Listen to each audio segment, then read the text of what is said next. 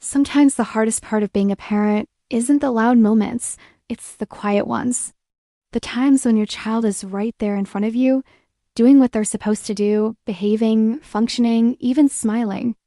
And yet something in you feels slightly unsettled. You can't point to a problem. Nothing is obviously wrong.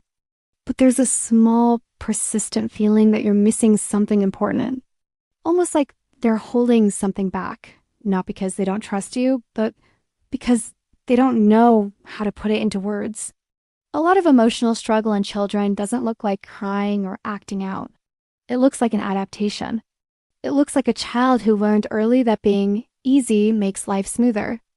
A child who notices tension in a room and quietly adjusts themselves to fit it. A child who senses when their feelings might be inconvenient and decides, without ever saying it out loud, to keep them inside. If this kind of emotional awareness speaks to you, you might enjoy the conversations we have here on Mind Grooming. You're always welcome to stay, to subscribe, and to listen whenever you need a calm place to think about the inner world we so often overlook. One of the first signs that a child may be emotionally struggling without saying it is how quickly they dismiss their own feelings. They might get hurt, disappointed, or overwhelmed, and then almost immediately say, "It's fine," or "It doesn't matter," before anyone else has a chance to respond. Not because it truly doesn't matter, but because somewhere along the way, they learn that minimizing their emotions keeps things moving. Over time, this habit doesn't just silence feelings in childhood. It grows into adults who struggle to know what they feel at all, who second-guess their emotions, or who apologize for having them. Another quiet sign shows up in how responsible a child becomes for everyone else's emotional comfort. Some children become unusually tuned to their parents' moods. They notice the sighs, the stress, the exhaustion. They might try to cheer you up, stay out of the way, or avoid asking for help. On the surface, it can look like maturity. Underneath, that's often a child learning that their role is to manage the emotional climate rather than exist freely within it. As adults, these children often grow into people who feel anxious when others are unhappy, even when it has nothing to do with them. You might also notice a child who rarely asks for anything. Not toys, please do not help, not reassurance. They figure things out on their own, even when they don't have to. This isn't always independence. Sometimes it's a quiet belief forming that needing others is risky, or that support isn't guaranteed. Children who learn this early often grow into adults who are capable and self-sufficient, yet feel strangely lonely even in close relationships. Emotional struggle can also hide behind perfection. A child who is terrified of making mistakes, who becomes deeply upset over small failures, or who ties their self-worth to praise may not be chasing success. They may be chasing safety. When love or attention feels conditional, even subtly, children learn to perform instead of express.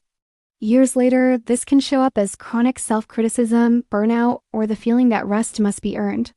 Some children don't act sad or anxious at all. Instead, they seem emotionally flat, not very excited, not very upset, just neutral. This emotional quietness is often misunderstood as calmness, but it can be a sign of emotional shutdown. When feelings feel too big, too confusing, or too unsupported, the nervous system sometimes chooses numbness as protection. Adults who grew up this way often say things like, "I don't know what I feel," or "I feel empty even though my life is fine."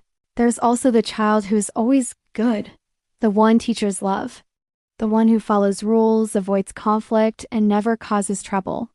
While this can come from genuine temperament, it can also come from a deep fear of disappointing others. These children often believe that love is something you maintain through behavior. As adults, they may struggle to set boundaries, say no, or express anger without intense guilt. What is important to understand is that none of these signs mean something is wrong with your child. They're intelligent adaptations. Children do what works.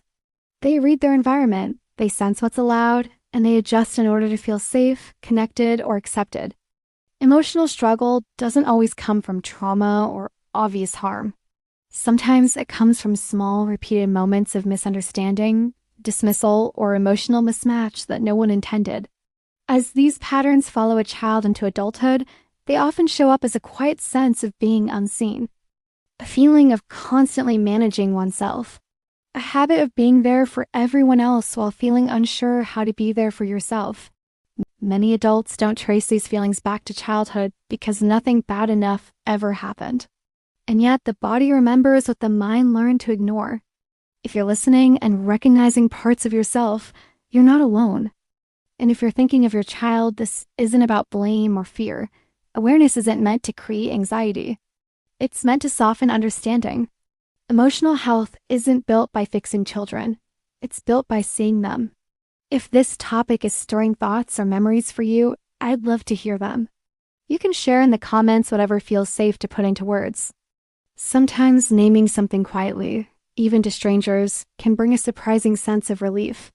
And if someone comes to mind while listening, someone who seems okay on the outside but carries a lot inside, you might consider sharing this video with them, not as a solution, just as a gentle reminder that they're not invisible. Emotional struggle doesn't always ask for attention. Sometimes it waits patiently, hoping to be noticed without having to ask. And the moment it's seen, even silently, something inside begins to loosen. That's where healing often starts.